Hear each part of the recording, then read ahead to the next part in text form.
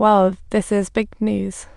Carl's team found Elias turned all possessions into invisible vapor, and his kids weren't in Sweden. Clearly, they were kidnapped. After calming down, Elias finally opened the door to the truth. Astonishingly, he even knew the kidnapper. What's funnier is that they had the kidnapper special meal 2 days ago. The kidnapper, John, claims to be a preacher from the Holy Fellowship. This kidnapper, after snatching their kids, is demanding they cough up all their cash for a ransom. If they do not pay well, the kids are going to be on a high-demand show. This reveals Elias' troubles, and he claims it's for his loans. Truly a financial genius. The kidnapper said if ransom wasn't paid, kids would join Great Escape, hence their secrecy. After listening to the explanation, Carl's curiosity got the better of him, and he couldn't resist asking John how exactly they were supposed to pay. And subsequently, Carl came up with an exceptionally brilliant suggestion. Let Elias pay the ransom. Carl and Assad followed like cautious cats, unseen by the kidnapper. Yet, Elias refused, because he certainly doesn't want to gamble with his children's lives. However, Carl lamented that John might have done even crazier things in the past. Without the invaluable assistance of the police, they would have had absolutely no hope of rescuing the kids. Carl became increasingly emotional, as if witnessing a gripping suspense drama unfolding before his very eyes. Assad appeared like a superhero to stop Carl giving the decision to Elias and his wife, but reminded them if they didn't stop John in time, Elias might never see his kids again. After a moment of silence and his wife's persuasion, Elias finally agreed to Carl's idea, but he asked Carl to guarantee their safe rescue. Then, Elias set off with the ransom on the train as planned. Soon, he received a priority call from John, telling him to throw the ransom off a moving train. A new delivery style. Rescue the kids. Elias had no choice. After tossing the ransom, he jumped off the train in a panic. He worried that after getting the money, they wouldn't release the kids, as promised. Elias soon spotted the kidnapper's vehicle at the cache. However, he rummaged through the car for what felt like forever, but saw no sign of his kids. Suddenly, John appeared from behind with scissors, as if to reenact a Halloween night. Clearly, he wouldn't let the kids go and was ready to serve Elias a Halloween feast.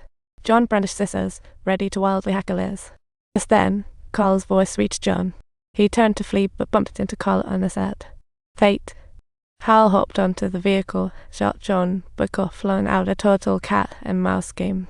While Carl could only watch John drive away, thankfully, they arrived just in time and succeeded in rescuing Elias from the Grim Reaper. But due to Carl's interference, it's a mystery if John will harm the kidnapped kids. Elias' wife scolds Carl, blaming him for her children's disappearance. It's a shame Carl had tried his best. Then, the scene shifted. Carl received a mysterious call saying, knowing John's kidnapped kids' whereabouts, Carl asked who they were. They replied, "Do you believe in God?" Carl realized the caller was kidnapper John, who said his plan was ruined by Carl's interference and had killed Elias' kids. After saying that, John hung up immediately. Carl was now in full panic mode. He couldn't just stand by and let 2 innocent kids lose their lives due to his mistake. But at this moment, Carl had no idea how to save the 2 kids, as he had no leads at all. When Carl arrived at the hospital to visit the unconscious Elias, he seemed to suddenly have an epiphany. John would definitely come to the hospital to surprise Elias. Sure enough, he suddenly popped up, a real sudden disaster. Soon, John terrified his wife into collapsing, leaving the room unnoticed. When Carl and others arrived, it was too late. Elias, in his final moments, used his last strength to tell Assad. John disguised himself as a doctor. Assad quickly called Carl, who was tracking John's whereabouts. But just then, Carl saw John lurking outside the hospital window. He hung up and chased after him. Carl ran for a while, but soon lost sight of John. Shortly afterward, he discovered one of his colleagues had been brutally murdered by John. Just as Carl called for backup, John appeared behind him like a magician. Truly another chilling tale moment. Meanwhile, Assad found out through surveillance that Carl had been kidnapped by John. Using the license plate, he quickly identified John's family.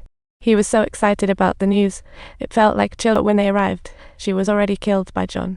Clearly, a cloud of gloom had descended. The clues vanished again. Shortly after, Assad received a call from Luz. She confirmed the daily sounds Griever heard in captivity through reconstruction. The sound came from a turbine in the wind, John's hideout. Find it, rescue Carl and the kidnapped kids.